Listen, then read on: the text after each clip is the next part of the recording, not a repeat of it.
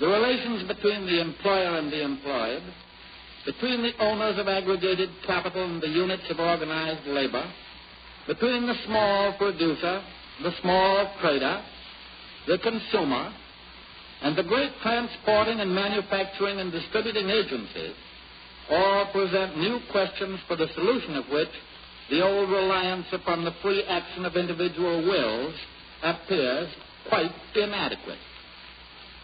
And in many directions, the intervention of that organized control which we call government seems necessary to produce the same result of justice and right conduct which obtained through the attrition of individuals before the new conditions arose. Only a very small minority of the people of this country believe in gambling as a substitute for the old philosophy of Benjamin Franklin that the way to wealth is through work. In meeting the problems of industrial recovery, the chief agency of the government has been the National Recovery Administration. Under its guidance, the work day and the work week have been shortened, minimum wages have been established, and since its creation, more than 4 million persons have been reemployed, in great part through the cooperation of American business brought about under the Code. Also, billions of dollars of invested capital have today a greater security of present and future earning power than before. There are assurances that hearten all forward-looking men and women with the confidence that we are definitely rebuilding our political and economic system on the lines laid down by the New Deal. We have passed through the formative period of code making in the National Recovery Administration.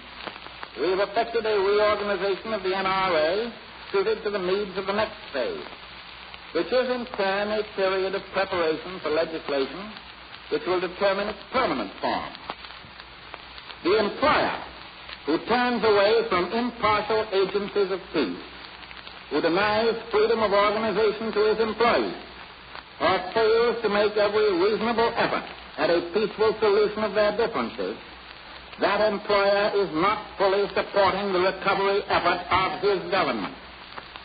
And the workers who turn away from these same impartial agencies and decline to use their good offices to gain their ends, those workers likewise are not fully cooperating with their government.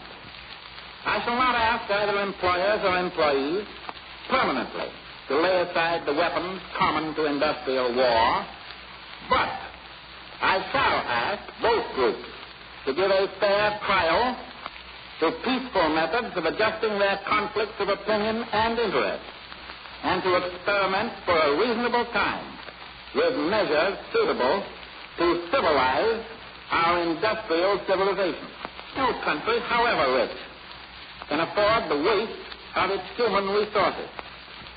I stand or fall by my refusal to accept as a necessary condition of our future a permanent army of unemployed.